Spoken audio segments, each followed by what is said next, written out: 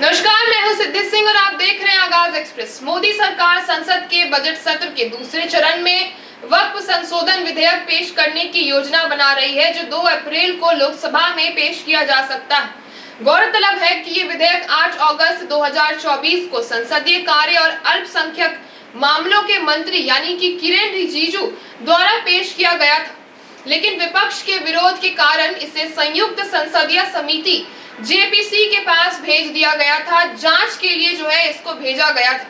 अब ये सवाल उठ रहा है कि क्या मोदी सरकार इस विधेयक को आसानी से पारित करवा पाएगी। जेपीसी, जिसकी अध्यक्षता भाजपा सांसदीय जगदम्बिका पाल कर रहे हैं, उन्होंने इस संबंध में अपनी एक रिपोर्ट संसद को सौंप दी। इसमें एनडीए के सहयोगियों द्वारा प्रस्तावित 14 संशोधन शामिल है, जबकि विपक्षी यानी कि इंडिया गठबंधन द्वारा सुझाए गए 44 संशोधन खारिज कर दिए गए हैं। ऐसे में मोदी सरकार की कोशिशों के बावजूद इस विधेयक को संसद में पारित कराना चुनौतीपूर्ण हो सकता है, क्योंकि इसे लेकर के विवाद बना हुआ है। विपक्ष ने इसे विवादास्पद बताया है, जबकि सरकार का ये दावा है कि ये विधेयक वक्फ संपत्तियों से जुड़े मामलों को और भी ज्यादा बेहतर ढंग से सुलझाने में मदद करेगा, इसका सही उपयोग सुनिश्चित करेगा और मुस्लिम महिलाओं के हितों की रक्षा भी करेगा।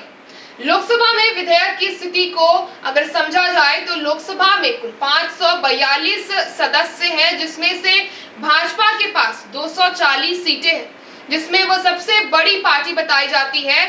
सत्तारूढ़ एनडीए के पास 293 सांसद है, जो 272 के बहुमत के आंकड़े से अधिक है।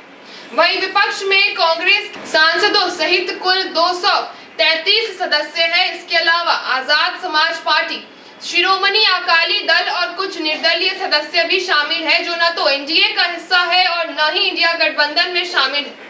तो वहीं अगर हम राज्यसभा में विधेयक की स्थिति पर बात करें तो राज्यसभा में कुल 236 सदस्य है, जिसमें भाजपा के पास 98 सीटें, एनडीए गठबंधन के पास 6 मनोनीत सदस्यों सहित कुल 121 सदस्य है, जो आवश्यक 119 के बहुमत से अधिक है। दूसरी ओर विपक्ष में 85 सदस्य हैं, जिसमें कांग्रेस, इंडिया गठबंधन की अन्य पार्टियां यानी कि वाईएसआर कांग्रेस, बीजेडी, एआईएडीएमके और कुछ अन्य छोटे दल व निर्दलीय शामिल हैं। विधेयक के प्रमुख बिंदु और विवाद पर ध्यान दिया जाए तो अब वक्फ संपत्तियों से जुड़े मामलों में उच्च न्यायालय में अपील की जा सकेगी, जबकि पहले वक्फ न्यायाधिकरण का निर्णय अंतिम होता था। वक्फ बोर्ड अब बिना दान के किसी संपत्ति पर दावा नहीं कर सकेगा, जबकि पहले बोर्ड द्वारा दावा की गई कोई भी संपत्ति वक्फ संपत्ति मानी जाती थी। वक्फ बोर्ड में एक महिला और दूसरे धर्म के सदस्य को भी शामिल करने का प्रावधान वो जोड़ा गया है।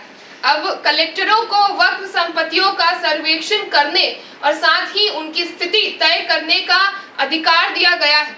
इन बदलाव के कारण ये विधेयक विवादों में है और इसे पारित करवाने में मोदी सरकार को कठिनाइयों का सामना करना पड़ सकता है। तो ऐसी तमाम खबरों के लिए आप जुड़े रहे हमारे साथ और देखते रहिए आगाज एक्सप्रेस।